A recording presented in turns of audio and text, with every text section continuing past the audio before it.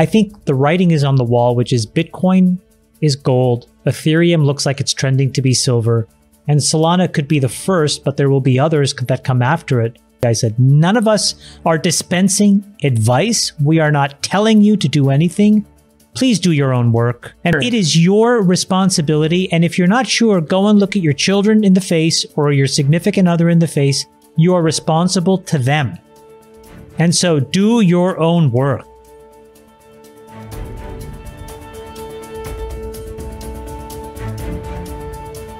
I think the most important thing, which is the two most important founders of our generation, the two smartest people who have really consistently won, Elon Musk and Jeff Bezos, have collectively sold more than $11 billion of their holdings this year alone. And if you can't take all of that and decide for yourself what's right for you and your family, you're doing yourself a disservice.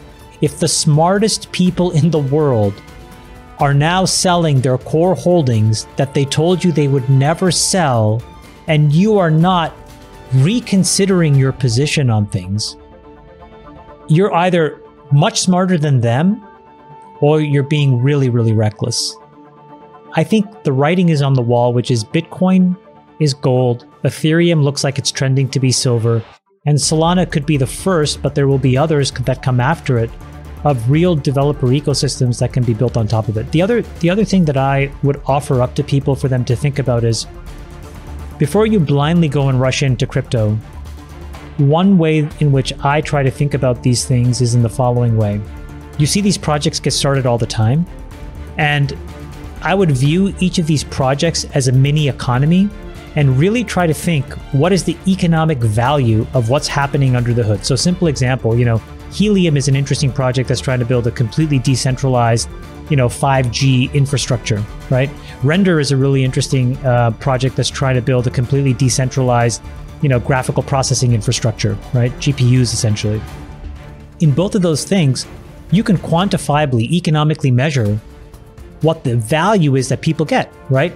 If you're joining a hotspot, that has an economic value where you hadn't necessarily have to pay to get internet connectivity. If you all of a sudden are on the Helium network, that displaces a measurable economic quantum. Understanding that is probably, and taking the absolute value of that, is the best way of really understanding which projects have potential. So if you take those two ideas and marry them together, where is their developer interest and where is their measurable economic activity? At the intersection of those, I think, are the really compelling projects that can win. It doesn't matter what you say. People want a lazy, easy way out. And so I just want to reiterate what all of you guys said. None of us are dispensing advice. We are not telling you to do anything. Please do your own work and please come to your own conclusion. It is your responsibility. And if you're not sure, go and look at your children in the face or your significant other in the face. You are responsible to them. And so do your own work. There's a crazy thing that's happening though, which is it's now pulling people from non-traditional job classes into those jobs. There are teachers that are leaving teaching to go work at an Amazon warehouse. There are firefighters that are quitting being a firefighter to go work at an Amazon warehouse because you make the same or more, plus you have all of these other benefits, and the job is structurally a lot easier. And so people are making different optimizations, right? So there's been a structural cultural change where people need to get paid more to do the same amount of work. And then at the same time, you have all of the supply side getting more expensive. Fertilizer makes corn more expensive, lumber makes house prices more expensive, chip prices makes the iPhone and cars more expensive or completely backlogged. Yesterday at Poker, Sunny was showing us he bought a Tesla and the delivery period is October of 2022. Yeah, it's freaking crazy. So I think that this is the beginning of a persistent cycle. Here's the big issue that I think we have in American economics and company building. We've gone through 20 or 30 years of really underinvesting in R&D at the sake of share buybacks, at the sake of, market consolidation, dividends, private equity, driven take privates.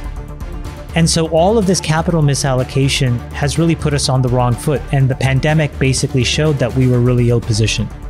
So a lot of these conglomerates, it doesn't make sense today because we've proven that the compensation schemes for CEOs, the incentives for executive management are way too perverted, and they just create horrible outcomes. A different example I saw in the last, I think, 15 or 20 years, IBM's market cap has gone down to 113 billion.